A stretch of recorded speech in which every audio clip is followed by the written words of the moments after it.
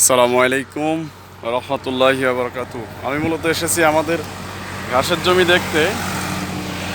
আব্বা ঘাস লাগায় গেছিল অবশ্য। ঘাসের জমি দেখতে আসছি। ঘাস এখনো এতটা ইমপ্রুভমেন্ট হয়নি, দেখতেছি যে আসলে কেমন হলো। আব্বা এই যে গরু ছাগল থেকে রক্ষা করার জন্য এখানে বেড়া দিয়ে গেছে, যাতে গরু ছাগল না খেতে পারে। তো যেটা এখানে খেয়াল করতেছি যে আমার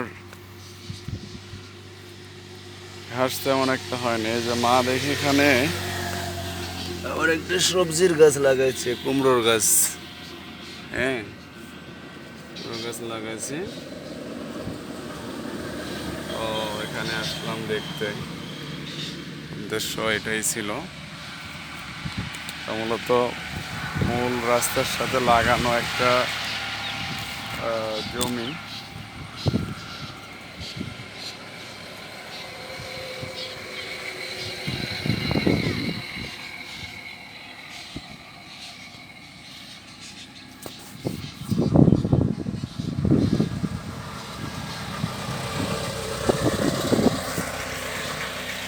দেখা যাচ্ছে যে